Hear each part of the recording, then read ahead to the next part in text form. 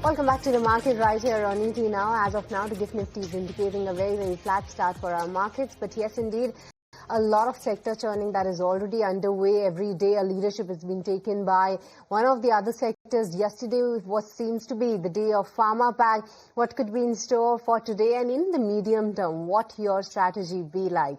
Let's try and find out with our experts. And let me welcome Nischal Maheshwari on the show as well.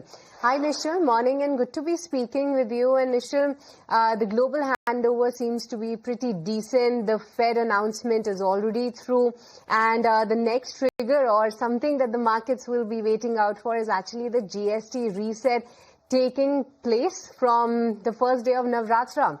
The markets are excited indeed, Nischal, but what's your current outlook on the markets? What's already factored in, and what is something that you will be watching out for?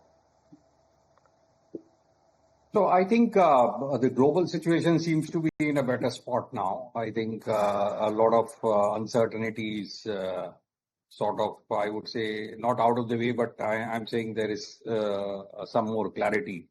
And I think the Fed cut and the possibility of 2 more cuts, that's a very big positive basically, which the market was not expecting. I think the market at best thought about 2 cuts in this year. Now, Fed has indicated 1 cut already done and 2 more in the current year. That is a very big positive across the world. Coming back home, I think more people would be looking at how this current quarter has gone and how the festive season plays out.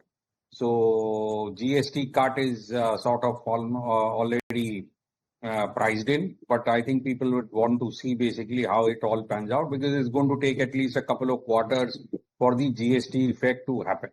So GST, so I think immediately the triggers would be the festive season and the current quarter results.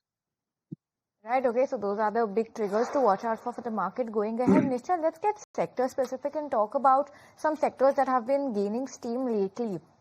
Lots of sector churning underway, and that trend continues and has been the case for the last couple of months.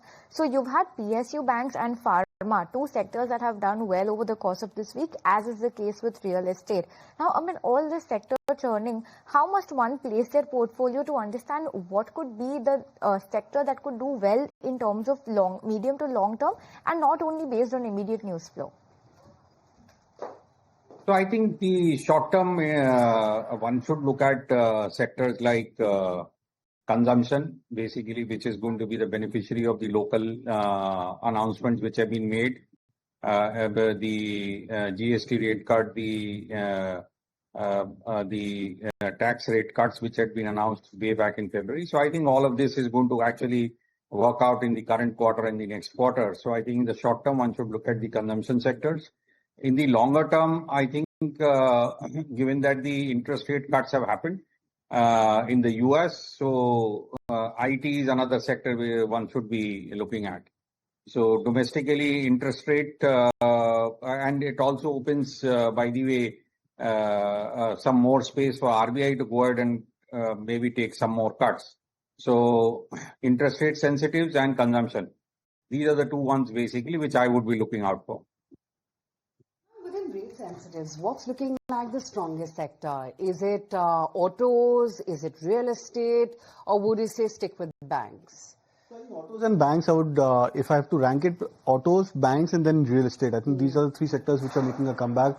Autos, of course, with the rally which has happened the start of the September series or the September month, and I think from there on, we've seen a completely different texture for the auto stocks. Many of these stocks have come back to 52-week highs. Some of them have hit lifetime highs for themselves. So that, I believe, is a very strong indicator that we are looking at a major revival as well as a major multi-month, multi-quarter uptrend for the auto sector. Then comes banks, and in fact, I was looking at the data, over the last 3 weeks approximately, where you've seen almost constant reduction of open interest on the bank Nifty, and the quantum of open interest reduction is almost 30%, which is a steep reduction to the OI for the bank Nifty. And in that, last 2.5 weeks odd, when this OI reduction has happened, bank Nifty has moved from 54,300 levels to now 55,800, which we tested yesterday. So almost like a 1,500 point rally. Then comes the third one, which is the real estate pack, where there is still a lot of stocks which are still trading below their 200 moving averages and even their 50 moving averages. So which means that there will be a lot many days where there could be a time-wise consolidation for the real estate stocks before they make a very strong and a ferocious comeback. Okay, that's that on which of the real estate or rather which of the rate-sensitive pools are looking strongest, and it's autos, banks, and then realty. That's Kunal's preference. But Citi has hiked its target for Nifty for September 26, and it also sees an uptick in the consumption pack from Q3 onwards. Ashesha is here with highlights from that note. Ashesha? Well, yes, Citi has come out with its India equity strategy, and as you rightly mentioned, they've gone ahead and rolled forward their target price, and this has resulted in increase in target price. So their Nifty target for September 2026, which is 12 months from now, stands at 27,600 from 26,700 currently. They say MSCI India has underperformed MSCI emerging markets by 22% on a year-to-date basis after the recent outperformance that we have seen in the post-COVID era. They also say and they believe that the returns in the near term are likely to be shorter and narrower going forward, and hence they've given a target price of 27,600 for September 2026. They say consumption in India has been slower despite the kind of fiscal stimulus that the government has been giving. Earnings downside in India continue to persist. They say US tariffs, as far as US tariffs are concerned, India is relatively worse as compared to its emerging market peers, and Indian equity market valuations continue to trade on the higher side. So these are some of the concerns that they've highlighted in the report, but they are expecting pickup in consumption, especially on account of GST cut in the October to December quarter, and they say positive surprise on tariff could lead and take Indian equity markets higher. So for now, they've rolled forward their estimates. 27,600 is the target price for September, and they believe that consumption is likely to pick up in the October to December quarter. All right, thank you so much, Ashesha, for getting us all those details. So that was Citi on India. But along with that, Ashesha, Alcobev sector, that will too be in focus today on the back of JM Financial note coming in. Help us with more details on this one. Well, yes, so JM Financial has initiated coverage on 3 counters with a buy rating within the Alcobev space, Radico Khaitan, United Spirits and United Breweries, and it is across the board buy rating for all these counters. Radico Khaitan, they've given a target price of 3,515. For United Spirits, it's an ad rating with a target price of 1475, and for United Breweries, it stands at 1990. In fact, they say India's alcoholic beverages space is large, the opportunity size is huge, and this is only set to expand going forward. They believe that the sharp correction that we have seen off late in the entire basket of stocks is a good opportunity to enter with a long-term perspective. Opportunity size makes India a key growth engine for Indian players. In fact, as far as margins are concerned, they also say that they see huge scope for margin expansion for all these 3 players going forward. They are factoring in EBITDA CAGR of 17%, PAT CAGR of 20% over the period FY25 to 28, and hence they've initiated coverage, positive stance on all these 3 counters. Radico, as I mentioned, the target price stands at 3,515. So very positive report, and the long-term outlook continues to remain very positive, and they believe that recent correction is a buying opportunity. Okay, Ashesha, thanks so much for taking us through that. So yes, GM Financial continues to be bullish on the entire Alcobev space, and they have initiated coverage in a couple of stocks that Ashesha was mentioning as well. Let's take the discussion forward, and we have Ashish Chaturmota, the Managing Director and Fund Manager of PMS at GM Financial, joining us. And Ashish, what a good time to be speaking to you just on the note coming in. Give us a sense of what the rationale is behind these initiations coming in, and what is your view on the entire Alcobev space? Hi, good morning. So, first of all, this is the initiation from the GM institutional desk, but definitely we are covering, we are tracking this space very closely, and we believe premiumization is one very key aspect of, a re-rating which is going to take place in the entire alcoholic and beverages space, and particularly companies like Radico Khaitan, which has been, gaining a lot of traction on the premiumization, is the biggest beneficiary of this trend which is emerging. Along with that, if you look at the overall cost structure, very, very linear cost structure is being witnessed, and I think with the kind of UK FTA trade agreement which has happened, it is also going to be very positive from a raw material acquisition perspective also, and from a lot of brands, getting imported into India at a very reasonable, taxation structure. So that is also going to be very positive for the entire industry. And we know that overall, this liquor and spirit space is seeing a lot of growth, and because of this changing dynamics into premiumization and imported liquor, this is also going to give a lot of boost to companies like Radico Khaitan and United Breweries. But definitely from an immediate perspective, when we try to look into this aspect from our technical plus fundamental aspect, then I think Radico Khaitan is one stock which looks most promising amongst the basket. So I think a 15 to 20% upside could be witnessed in Radico Khaitan from current levels. Right, okay, that's that on Radico Khaitan. But Kunal, wanted to get your sense in, given the SEBI relief to the Adani Group, names like Adani Ports, Adani Power are bound to react today. There is, of course, a brokerage note as well on that, which we will just address shortly on the note. But do you think there is merit in perhaps catching on the momentum that these stocks may see today? There is some merit, at least, Aisha, because and again it depends on what intensity the gap happens. Assumingly, if it's like 8-10% gap up, then maybe the near term trade could probably be over. But I think if it's a few percentage points, and assumingly if post that gap up, these stocks see a mild bit of a profit booking, I would believe that could be a good opportunity window for short-term traders, because my sense is that when you look at the last 6 months, 1 year of price trends for the markets, the Adani Group of stocks have underperformed. Now you try and compare this with the previous zones in 2021-22. There was a point when Adani Group of stocks participated wholeheartedly when the markets were going full strong. So I think in that context, I believe that we could be at a cusp of a sentimental breakout for the Adani Group of names. So I think in that aspect, a longer term trend could start to emerge. That synchronization which was missing for Adani Group of names with respect to the market activity, that I think would start to come back again.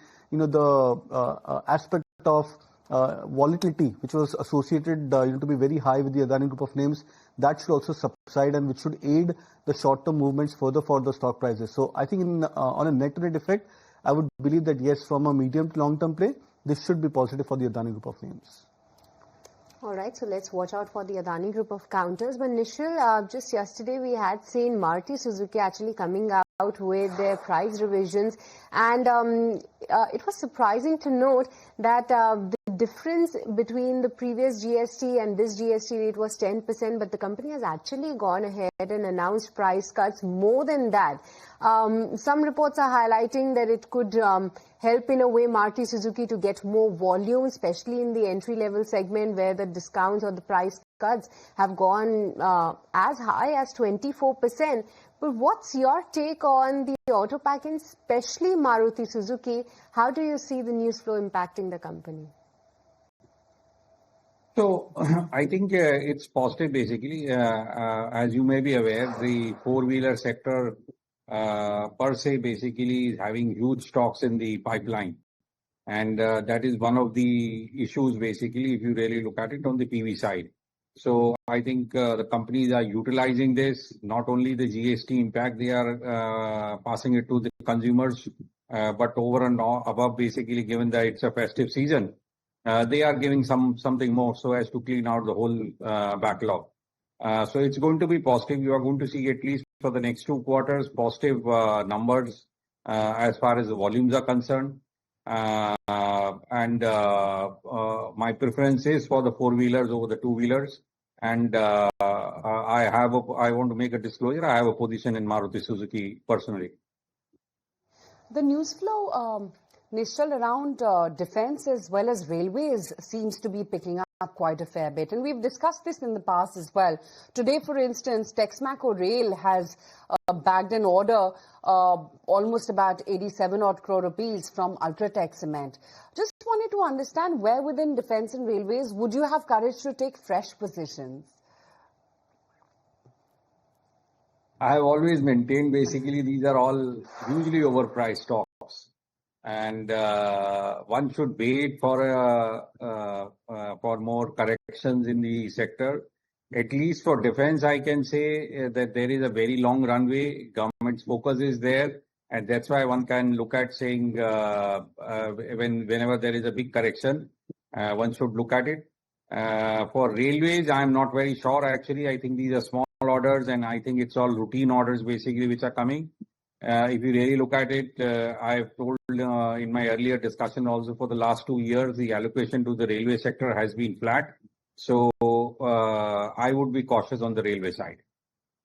Is that your thought as well? Tread with caution for railways, defense perhaps a meteor trade? Not really. I would probably have a slightly different view over here because, you have to come to a point where after a 50% drop for many of the railway stocks, there's bound to be a point where these stocks would start to look attractive. Now you look at, we've looked at weekly indicators, we looked at the monthly indicators for these stocks, and they've completed two important corrections. One is a time-wise correction, which is almost 1.5 years. I think most of the railway stocks, they topped out in March or April, July 2024. So you're almost looking at a 1.5 month of time-wise correction and then a 40-50% drop for many of the railway stocks. I think that's another price-wise correction. So I think at some point of time, the markets are starting to look, for more of a buy on dips or a high risk reward, trade. And I think that's emerging over the last 1 week or 10 days. You look at many of the railway stocks, RVNL, IRFC, Titagarh, etc. There are so many of these stocks which have rallied up 10% broadly or 15% from their previous swing lows. So that itself is an indication that the recent bottom which we have made is a very good support or a zone where longer term investors have started to look at start to venture into the buying for many of the railway names.